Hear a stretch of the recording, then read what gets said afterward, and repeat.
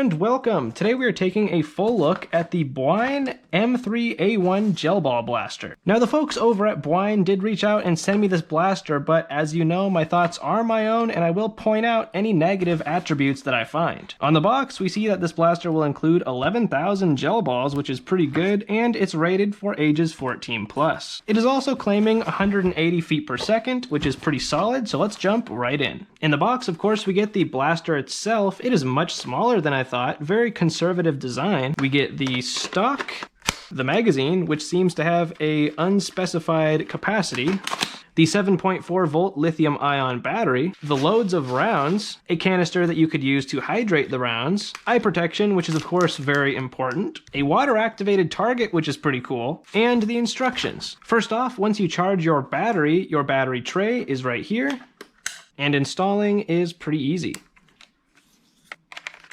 First off, we do have one rail on the blaster, which appears to be similar to Picatinny. We have 3 sling mounts, 2 on this stock, and 1 small one right below the grip. Right here we have the stock, and it is removable, but not adjustable. To remove the stock, there is this switch underneath, pull it backwards, and then push the stock up. This locking system is sort of similar to the ones you could find on like the splatterball blasters.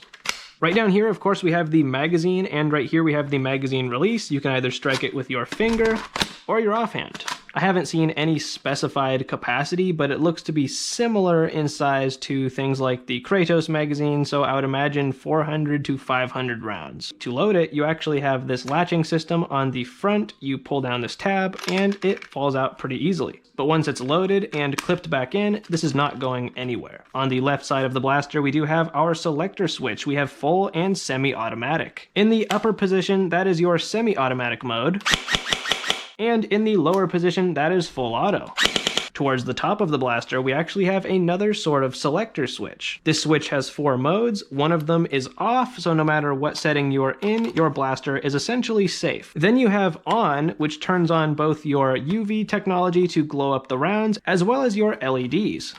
I think these LEDs will look pretty cool at night. Then we have a mode that is just LED, which will turn on these LEDs like it suggests, but will not turn on the UV technology. Then all the way forward, we have UV, which will turn on the UV technology exclusively, but not the LEDs. So you have some variability that you can play around with depending on your situation. I really like the overall ergonomics of the blaster. It is very conservative in its size, like I was saying, so it's very easy to dual wield, and the construction actually feels pretty darn good. It kind of surprised me. This blaster feels very well built. And as far as its size, let's compare it to the X-Shot Pro Longshot, probably the most popular blaster of the year. Once you take the stock off this thing, it is definitely just so compact, which personally I think is really cool to see. So far so good. I've had a very positive first impression of this blaster, but let's load it up, take it outside, and put it over the chronograph. Okay, so here we are outside with this thing. Now, after I hydrated the rounds, it seems that 1 pack will basically give you a full magazine. So keep that in mind if you buy this blaster.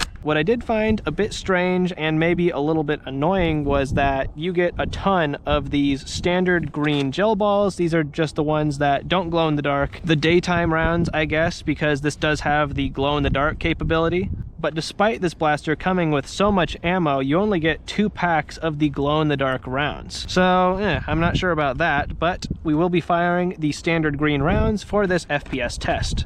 We are firing in semi-automatic, and the box is claiming 180 feet per second.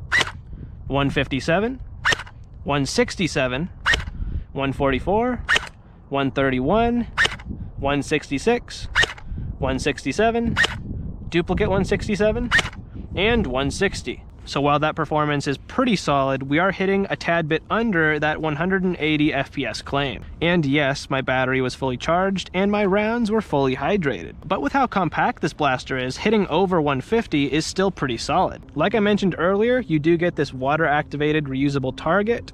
This is pretty cool. So you could set this up and get plenty of that action, which I think is a super cool feature. Now let's fire some shots downrange, first in semi-automatic. When we're firing flat, those shots are consistently around 80 feet, which is pretty solid, and the trigger response time is super good. Now full auto.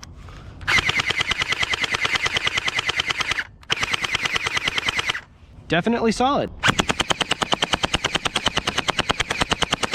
Now let's head back inside and I'm gonna wrap up my final thoughts. But first, of course, we cannot forget about this awesome glow tech.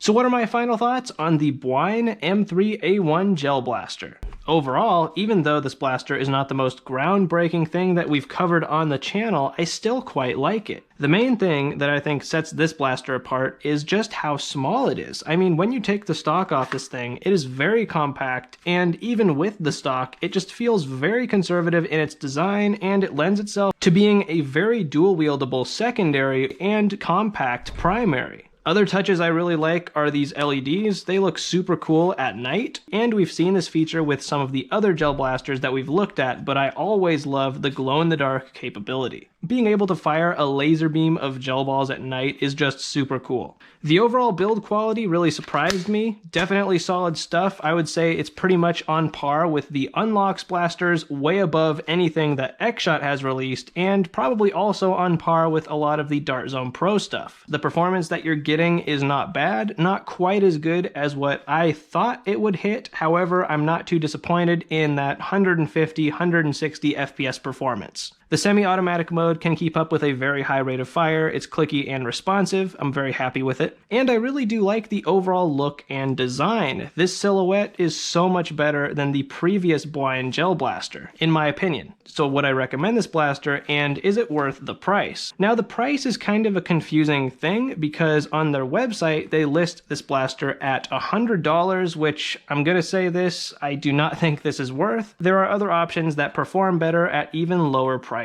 However, I saw that this thing was also sitting on Amazon, but for only $40, and when I looked at it, it had a 50% coupon, so you could get this thing on Amazon for $20. $20 for this thing? Definitely worth it. At $40, I think this is also a really solid pickup. The build quality is there, definitely solid, you get a lot of features, and overall, this thing is quite fun and quite capable. I do really like this blaster and would love to see what Bwine does next. And if it looks like something you're interested in, might be a really good fit. In my description, I will have the Bwine link, but I will also have the Amazon link. Because of the price difference, I would recommend just going straight to the Amazon link right now. And as always, thank you very much for watching. I would love to hear your thoughts on this blaster. Let me know if you have any questions, and happy blasting.